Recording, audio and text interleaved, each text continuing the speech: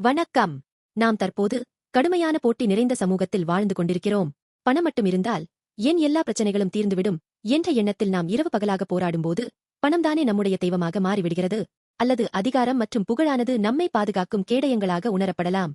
இவை அனைத்தும் பணம், அதிகாரம் மற்றும் சர்வவல்லமை மீதான நம்பிக்கை அசிரிய ராஜாவானவன் நம்பிய நிஸ்ரோக் என்ற சக்தியற்ற விக்கிரகத்தை போன்றது.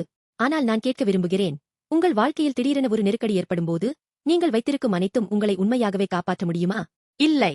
இவையனைத்தும் இறுதியில் நம்மை ஆழமான டெசஸ்பாயர்க்குள் தள்ளும்.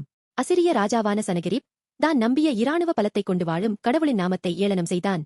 ஆனாலும் அவன் மிகவும் நம்பிய நிஸ்ரோ கோவிலிலேயே தன் மகன்களின் கத்தியால் குத்தப்பட்டு பரிதாபமாக மரித்தான்.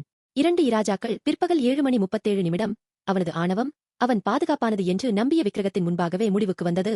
என் அன்பான நண்பர்களே, சனகிரிபை விட மிகவும் ஆணவமும் பலமும் வாய்ந்த ஒரு சக்தி நம் வாழ்க்கையை ஆளுகிறது. அதுதான் பாவம் மற்றும் மரணத்தின் அதிகாரம். இந்த சக்தி நாம் பணத்திலும் அந்தஸ்திலும் மூழ்கும் போதெல்லாம் நம்மை கடவுளிடமிருந்து விலக்கி இறுதியில் நித்திய அழிவுக்கு இழுத்துச் செல்ல முயலும் சாத்தானின் தந்திரமான சூழ்ச்சியாகும். உலகின் அனைத்து ஆணவ சக்திகளும் இந்த பாவம் மற்றும் மரணத்தின் ஆயுதத்தையே பயன்படுத்துகின்றன. ஆனால் இந்த சக்தி வாய்ந்த சக்தியை முழுமையாக வெல்லக்கூடியவர் ஒரே ஒருவர்தான், இயேசு கிறிஸ்து. உலகத்தின் ராஜாக்களைப் போல இயேசு தன் பலத்தை குறித்து பெருமை பேசவில்லை. அதற்கு பதிலாக அவர் தமது தெய்வீக சிம்மாசனத்தை விட்டுவிட்டு இந்த உலகிற்கு மிக தாழ்ந்த மற்றும் அற்பமான மனித நிலைக்கு தாழ்மையுடன் வந்தார். அந்த தாழ்மை மிகவும் பரிதாபகரமான தோன்றும் சிலுவை மரணத்தில் அதன் உச்சத்தை அடைந்தது. உலகம் அந்த மரணத்தை தோல்வி என்று ஏளனம் செய்தாலும் சரியாக அந்த சிலுவையில்தான் இயேசு பாவம் மற்றும் மரணத்தின் அதிகாரத்தை முழுமையாக நொறுக்கினார். உயிர்த்தெழுதலின் வெற்றியானது இயேசு மட்டுமே உண்மையான கடவுள், மேலும் நம்முடைய ஒரே இரட்சகரும் அவரே என்பதற்கு தீர்மானகரமான ஆதாரமாக மாறியது.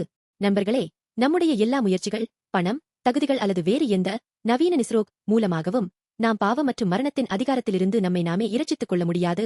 இயேசு கிறிஸ்துவின் மூலமாக மட்டுமே நாம் இந்த ஆணவத்தின் நிலையிலிருந்து விலகி உண்மையான கடவுளிடம் வர முடியும்.